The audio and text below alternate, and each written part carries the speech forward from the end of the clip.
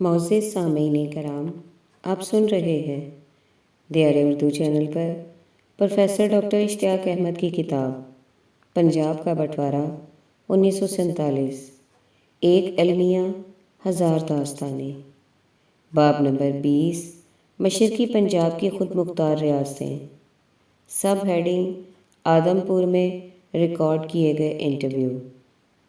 حتیش Cossin اور وریندر سنگھ اور میں مقامی واقف کاروں کی مدد سے صبح 11 بجے آدم پور پہنچے۔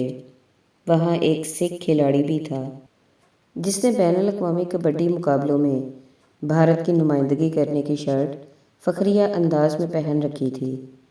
گاؤں میں سیالکوٹ کے مہاجر سکھ آباد تھے، تاہم مقامی سکھ بھی موجود تھے۔ ہم نے گاؤں کے داخلی راستے پر ان لوگوں کو بیٹھے دیکھا۔ شروع میں وہ ہم سے کوئی بات کرنے سے گریزاں رہے، لیکن جب ہم نے انہیں تسلی دی کہ ہم صرف 1947 کے واقعات پر ریسرچ کر رہے ہیں تو وہ انٹرویو دینے پر تیار ہو گئے۔ سب ہیڈنگ بستہ سنگھ اور ناؤ گڑدیال سنگھ، دو بزرگ سکھوں نے ہمیں انٹرویو دیے۔ ایک بستہ سنگھ 75 سال اور دوسرا ناؤ گڑدیال سنگھ 80 سال تھا۔ یہ دونوں سدھو جاٹ تھے۔ انہوں نے فسادات سے متعلق یہ تفصیل بتائی۔ آدم پور میں زیادہ تر آبادی سکھوں کی تھی، کچھ برہمنوں اور نچلی ذات کے ہندوؤں اور 7-8 مسلمانوں کے بھی گھر تھے۔ مسلمانوں میں اکثر ارائیں تھے، لیکن کچھ گوجر اور تیلی برادری کے گھر بھی تھے۔ ارائی مسلمان گوبند گڑھ کے گاؤں سالیانی سے یہاں آئے تھے۔ انہوں نے یہاں اراضی خریدی اور ایک بڑی حویلی میں رہتے تھے جس میں کئی کمرے تھے اور ارد گرد مضبوط چاردیواری تھی۔ 1947 کی گڑبڑ شروع ہونے سے پہلے ہم سب پرامن انداز میں رہتے تھے اور گاؤں کے میلوں ٹھیلوں میں حصہ لیتے تھے۔ گاؤں کا ایک ہی کنواں تھا جس سے سب لوگ پانی لیتے تھے، البتہ مسلمانوں کی کنویں تک رسائی مختلف راستے سے تھی۔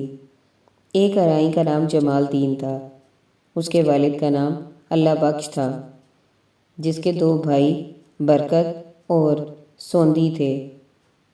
سوندی کی کوئی اولاد نہیں تھی۔ سوندی کی موت کے بعد برکت نے اس کی بیوہ سے شادی کر لی، جس سے اولاد ہو گئی۔ بھادو کے مہینے میں یہاں کشیدگی کا آغاز ہوا۔ مسلمان فوری طور پر اپنے ہم مذہب افراد کے بڑے گاؤں ماٹھی کی طرف چلے گئے۔ حملہ آوروں میں انگریز فوج کے ریٹائرڈ سکھ فوجی اور مغربی پنجاب سے یہاں آنے والے سکھ شامل تھے۔ وہ کہتے تھے کہ وہ مغربی پنجاب میں سکھوں پر ہونے والے مظالم کا انتقام لینا چاہتے تھے۔ ہمارے گاؤں کے چند بد نیت لوگوں نے بھی حملے میں حصہ لیا۔ ان میں 10 نمبری مجرم ناگیا کا بیٹا جے مل بھی تھا۔ اب یہ دونوں باپ بیٹا مر چکے ہیں۔ جرائم پیشہ لوگوں کی عمریں زیادہ نہیں ہوتیں۔ 2 تیلی مسلمانوں مگی اور چمبا کو گاؤں میں قتل کر دیا گیا۔ ہمیں پتہ چلا کہ جمال دین ارائی کو بھی ہلاک کر دیا گیا تھا، لیکن وہ گاؤں سے باہر مارا گیا تھا۔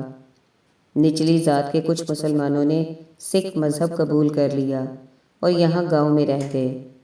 ایک ایسے ہی مسلمان کا چند برس پہلے ہی انتقال ہوا ہے۔ کئی دیہات بالخصوص ماٹھی میں مسلمانوں کا کافی قتل عام کیا گیا۔ کئی مسلمان خواتین نے خود کنوؤں میں کود کر جان دی، جبکہ مردوں اور بچوں کو زبردستی کنوؤں میں دھکیلا گیا۔ ہم نے مسلمانوں کو پناہ نہ دی کیونکہ حملہ آور ہمیں بھی سزا دے سکتے تھے یا پولیس ہمیں اس کیس میں ملوث کر دیتی۔ ہاں، ہم نے خود کسی مسلمان کو مارا نہ ان کے اثاثے لوٹے تھے۔ اس سال ہر روز بارش ہوتی تھی۔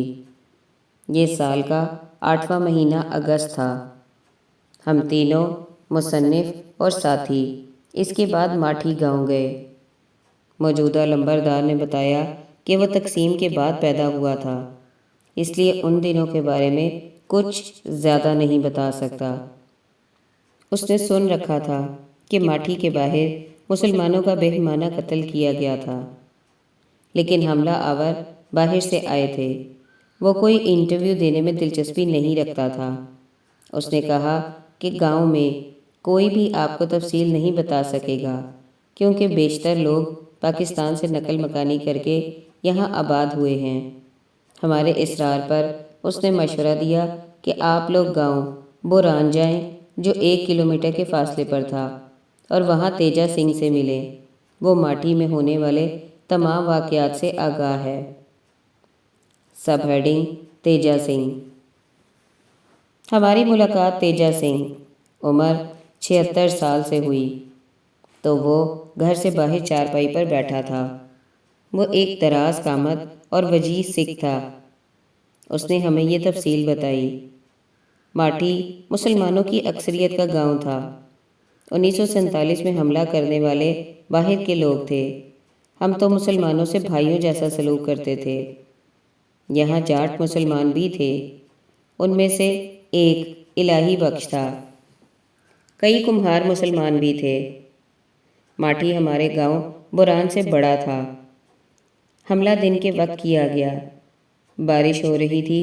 میں گاؤں سے باہر مویشی چرا رہا تھا۔ حملے میں 800 سے 1000 کے قریب مسلمانوں کو ہلاک کیا گیا۔ میں ماٹھی گیا تاکہ پتہ کر سکوں کہ جاٹوں کے ساتھ کیا سلوک ہوا تھا۔ پتہ چلا ان میں سے کوئی بھی زندہ نہ بچا۔ صرف ایک چھوٹا بچہ زندہ تھا، جو چنن کا بیٹا جامو تھا۔ میں نے جامو کو اپنی پناہ میں لے لیا اور وہ 4-5 سال ہمارے ساتھ رہا۔ پھر اس کا ماموں پاکستان سے آیا اور بتایا کہ بچے کے تمام قریبی رشتہ دار مارے جا چکے ہیں۔ اگر بچہ پاکستان چلا جائے تو ہم اس کی ملکیت جائیداد کا کلیم داخل کر سکتے ہیں۔ میں نے اسے پولیس اسٹیشن چھوڑا اور تاکید کی کہ پاکستان جا کر مجھے خط لکھنا، لیکن اس کا خط کبھی نہ آیا۔ ماٹھی میں ایک مسلمان کمہار عورت بھی رہتی تھی۔ ماٹھی کا لمبردار گجا سنگھ تھا۔ اس کی پہلی بیوی سے کوئی اولاد نہیں تھی۔ اس نے بیوی کی اجازت سے اس مسلمان خاتون کو دوسری بیوی بنا لیا۔ اس کمہارنی کا نام بچنی تھا۔ دراصل وہ کمہاروں کی بہو تھی۔ حملے میں اس کا شوہر اور تمام اہل سسرال مارے گئے۔ بہرحال پولیس نے خاتون کا سراغ لگا لیا اور اسے جالندھر لے گئی، لیکن گجا سنگھ چلا گیا اور بھاری رشوت دے کر خاتون کو واپس لے آیا۔ وہ بھی یہیں رہنا چاہتی تھی۔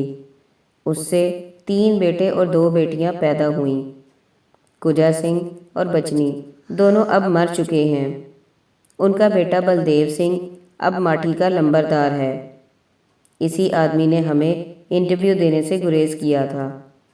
جب قریبی دیہات کے مسلمانوں نے ماٹھی میں جمع ہونا شروع کیا تو سکھ جاٹ بھاگ کر بوران آ گئے۔ ماٹھی پر حملے کا منصوبہ ساز بوران کا گندا انسان بنتا سنگھ تھا۔ اس کے ڈھاڈیری میں رشتے دار تھے۔ وہاں سے وہ جتھا دار بابا کو لے آیا۔ ان کے ساتھ ارد گرد کے جرائم پیشہ افراد کا گروہ تھا۔ مسلمانوں کو یہ جھوٹ بول کر گھر سے باہر نکالا گیا کہ انہیں سکھ بنایا جائے گا، پھر انہیں دھوکہ دہی سے کھیتوں میں قتل کر دیا گیا۔ بوڑھی عورتوں کو مار ڈالا گیا، جبکہ جوان خواتین سے زیادتی کی گئی یا اغوا کر لیا گیا۔ ان میں سے کچھ نے خود کنوؤں میں چھلانگ لگا دی، جبکہ دیگر کو حملہ آوروں نے پھینک دیا۔ بچوں اور بوڑھوں تک کو ٹکڑوں ٹکڑوں میں تقسیم کر کے کنویں یا چھپڑوں میں ان کی لاشیں پھینک دی گئیں۔ یہ صورتحال اس وقت پیدا ہوئی جب سرہند میں ایک ٹرین آئی جو سکھ عورتوں کی لاشوں سے بھری ہوئی تھی۔ ان خواتین کی چھاتیاں کٹی ہوئی تھیں اور لاشیں کٹی پٹی تھیں۔ مہاراجہ پٹیالہ نے فیصلہ کیا تھا کہ اگر ننکانہ صاحب پر مسلمانوں نے حملہ کیا تو وہ اپنی فوج کے سرہند کیمپ پر حملے کا حکم دے دے گا، لیکن چونکہ ایسا نہیں ہوا، اس لیے سرہند کیمپ بھی محفوظ رہا۔ کئی مسلمان وباؤں، خوراک کی کمی یا گندی صورتحال کے باعث ہلاک ہو گئے۔ حملوں کی بڑی وجہ دولت کی حرص اور لوٹ مار کی نیت تھی۔ امام دین اور نظام دین کافی مالدار تیلی تھے اور لوگوں کو بلا سود قرضے دیا کرتے تھے۔ وہ مشکل کی گھڑی میں بلا تفریق مذہب گاؤں والوں کی مدد کرتے تھے۔ جب حملہ ہوا تو کسی کو نہ بخشا گیا۔ جب ہماری تیجا سنگھ سے گفتگو ہوئی تو اس کے 48 سالہ بیٹے گردیپ سنگھ نے بھی اس کی معاونت کی، کیونکہ بوڑھے کی آواز کافی مدھم تھی۔ گردیپ سنگھ نے بتایا کہ لمبردار گجا سنگھ اکثر کہتا ہے کہ یہاں کے مسلمان بہت نیک اور اچھے لوگ تھے۔ سب ہیڈنگ: ملیر کوٹلا کا خصوصی استثناء۔ میں جانتا تھا کہ ملیر کوٹلا کی ننھی سی ریاست، جس کا حکمران مسلمان نواب تھا، میں 1947 میں داخل ہونے والے کسی بھی مسلمان کو مکمل امان حاصل نہ تھی۔ 1941 کی مردم شماری کے مطابق ملیر کوٹلا کی کل آبادی 88,109 تھی۔ تینوں بڑے مذاہب کی تعداد تقریباً برابر تھی۔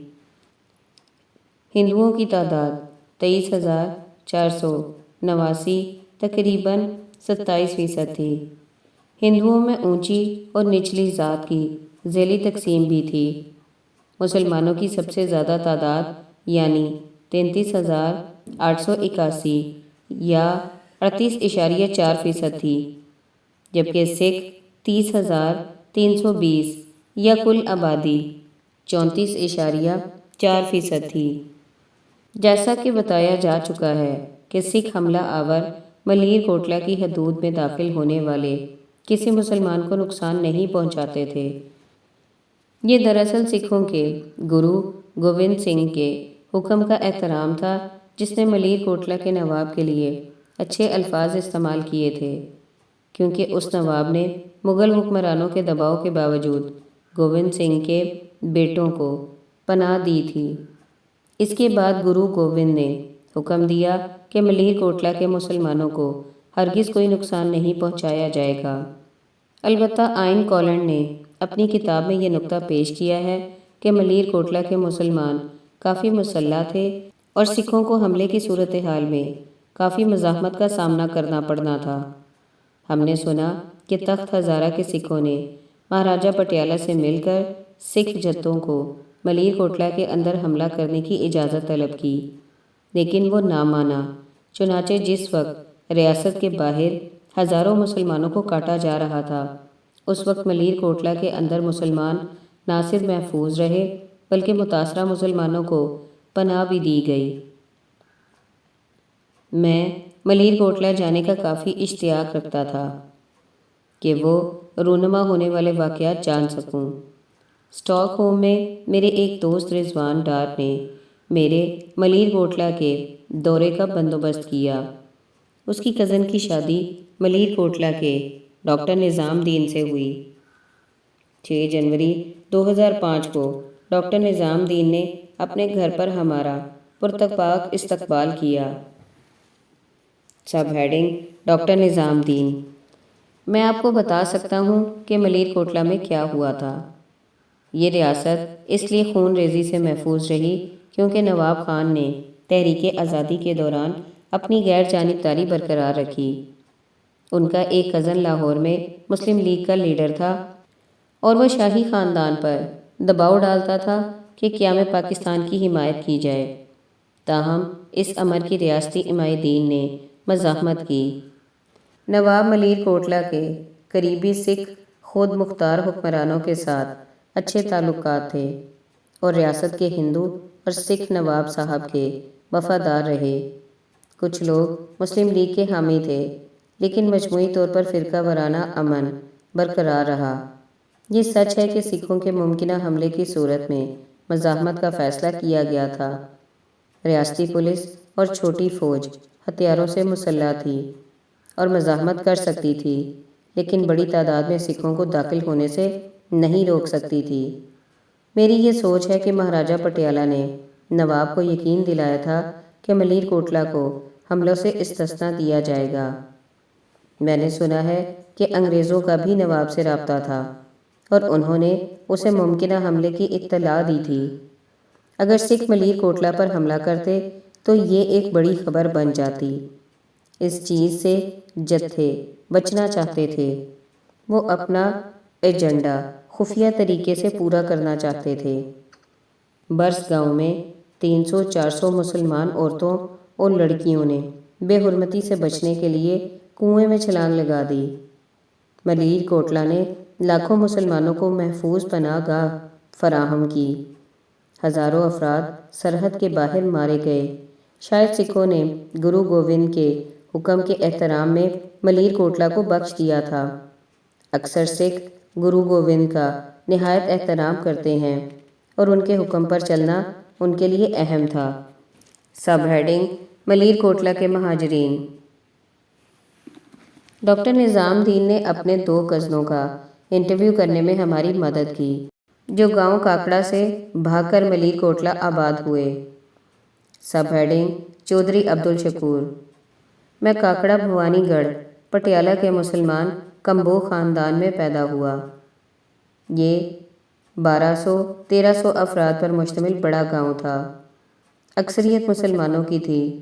دوسرے نمبر پر ہندو تھے، جن میں سے بیشتر کھتری اور کمہار تھے۔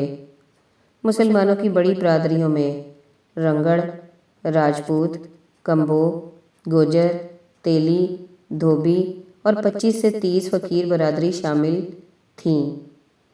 گاؤں میں کوئی سکھ نہیں تھا۔ 5 مسجدیں اور 1 مندر تھا۔ رنگڑ راجپوت، جنہیں خان صاحب کہا جاتا تھا، وہ گاؤں کے چودھری تھے۔ یہ بھادوں کی 3 تاریخ 3 ستمبر 1947 بنتی تھی، جب اچانک ہزاروں سکھوں نے گاؤں کا گھیراؤ کر لیا۔ نماز ظہر ختم ہوئی تھی اور گھڑی نے پورے 2 بجائے تھے کہ میرا کزن، جو کنویں کی طرف جا رہا تھا، اچانک چیخ کر بولا، دیکھو، گاؤں ٹوڈا کی طرف سے بے شمار لوگ ہمارے گاؤں کی طرف بڑھ رہے ہیں۔ چنانچہ میرے چچا نے فوراً اونٹ کو اٹھایا اور بیٹے کو پیچھے بٹھا لیا۔ کسی نے ان پر فائرنگ کی، جس سے گولی ان کی ٹانگ پر لگی۔ بہرحال وہ گھر پہنچنے میں کامیاب ہو گئے۔ حملہ شروع ہو چکا تھا۔ 250-300 مسلمان مارے گئے، لیکن کچھ حملہ آور بھی جان سے ہاتھ دھو بیٹھے۔ مکینوں نے گاؤں خالی کرنا شروع کر دیا۔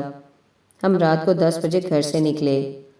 ہم چٹاں والی پہنچے تو بارش ہو رہی تھی۔ کئی دیگر دیہاتی بھی ہمارے ساتھ آ ملے۔ چٹاں والی میں ایک اور حملہ ہوا، جس میں مزید 6-7 افراد ہلاک ہو گئے۔ 6 بھادو 6 ستمبر کو ہم اس گاؤں سے بھی نکل گئے۔ حملہ آوروں کی نظر سے بچنے کی امید پر اس بار بھی ہم رات کے وقت نکلے۔ ہم کچھ فاصلہ طے کر کے نابا ریاست کے علاقے ٹنگا میں داخل ہو گئے۔ وہاں مٹی کے ٹبے ٹیلے تھے۔ ہم وہاں کچھ روز مقیم رہے، پھر ملیر کوٹلہ کی طرف سفر جاری رکھا۔ ہم نے نہر پار کی تو خود کو ایک بے آب و گیا علاقے میں پایا۔ سیمو تھور نے پورے علاقے کو بنجر کر دیا تھا۔ یوں ایک وسیع و عریض میدان کسی تحفظ کے بغیر مسلمانوں سے بھرا پڑا تھا۔ پھر صحیح معنوں میں قتل عام کا آغاز ہو گیا۔ ہزاروں لوگ مارے گئے۔ ہر طرف افراتفری تھی۔ کسی کو کچھ معلوم نہیں تھا کہ کیا ہو رہا تھا۔ میرے والد، ایک چچا کے سوا تمام چچا، میرے والد کے چچا، میرے 4 بھائی اور 4 کزن بے رحمی کے ساتھ قتل کر دیے گئے۔ میرے خاندان کے 45 افراد جان سے گئے۔ میں، میرا بھائی اور والدہ بچ گئے۔ میں زخمی ہوا۔ اس نے چھاتی پر ایک گہرا گھاؤ دکھایا۔ ہم کماد کے کھیت میں چھپ گئے۔ پھر ہم نے پل کے ذریعے نہر پار کی۔ ہم نے 2 بہنوں کی لاشیں زمین پر پڑی دیکھیں۔ چند روز پہلے ہی عید منائی گئی تھی۔ ان بیچاری بہنوں نے خوبصورت کپڑے پہن رکھے تھے اور جوتے بھی نئے تھے۔ ایک کا 4 ماہ کا بچہ تھا، جبکہ دوسری عورت کی 2 ماہ کی بیٹی تھی۔ دونوں بچے زندہ تھے۔ میری ماں نے کہا کہ ہمیں انہیں ساتھ لے لینا چاہیے۔ میں اور میرے بھائی نے انہیں اٹھا لیا۔ پھر ہم ملیر کوٹلہ کے بالکل سرحد پر واقع علاقے جین پور پہنچ گئے۔ وہاں ہماری ملاقات رائفل بردار سکھ جاٹوں سے ہوئی۔ انہوں نے ہمیں کہا رک جاؤ۔ پھر مزید افراد وہاں جمع ہو گئے۔ ہم سب ملا کر 12-14 افراد تھے۔ سکھوں نے ہمیں مارنے نہ دیا۔ ہمیں ایک جگہ پر لے جایا گیا جہاں 200 سے 250 مسلمان لڑکیاں جمع تھیں۔ سکھ ان لڑکیوں کی ملکیت کے حصے پر جھگڑا کر رہے تھے۔ کوئی کہتا میں یہ لوں گا، کوئی کہتا میں وہ لڑکی لوں گا، لیکن کچھ سکھوں نے اس غیر اخلاقی لین دین سے منع کیا، جس پر مجرمانہ ذہنیت والے سکھ منتشر ہو گئے۔ اس کے بعد ہم سب مانک ماجرا پہنچے، جہاں ملیر کوٹلہ کے سپاہی انتظار کر رہے تھے۔ ڈاکٹر اور گاڑیاں بھی موجود تھیں۔ ہم نے شیر خوار بچے ان کے سپرد کیے اور ملیر کوٹلہ میں داخل ہو گئے۔ وہاں پر ہماری ملاقات اپنی دادی سے ہو گئی، جو خود وہاں پہنچ گئی تھیں۔ اس وقت سے ہم ملیر کوٹلہ میں رہ رہے ہیں۔ کئی ہزار مسلمانوں کو میری آنکھوں کے سامنے قتل کیا گیا۔ کرپانیں، برچھیاں اور رائفلیں استعمال کی گئیں۔ لوگ رحم کی بھیک مانگ رہے تھے اور اپنا سب مال و اسباب دینے کو تیار تھے، لیکن سکھوں نے پھر بھی انہیں قتل کر دیا یا ساتھ لے گئے۔ بعد ازاں کچھ خواتین بازیاب بھی ہو گئیں۔ ملیر کوٹلہ میں ہم نے کہیں خوف محسوس نہیں کیا۔ ڈاکٹر نظام الدین ہمارے خاندان کی طرح ہیں۔ سب ہیڈنگ بابو خان۔ بعد ازاں عبدالشکور کے کزن بابو خان پیدائش 1940 بھی ہماری گفتگو میں شامل ہو گئے۔ بابو خان عبدالشکور کے چچا کے بیٹے ہیں۔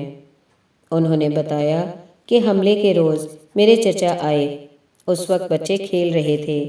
انہوں نے آتے ہی کہا جلدی کرو، ہمیں فوراً یہاں سے نکلنا ہے۔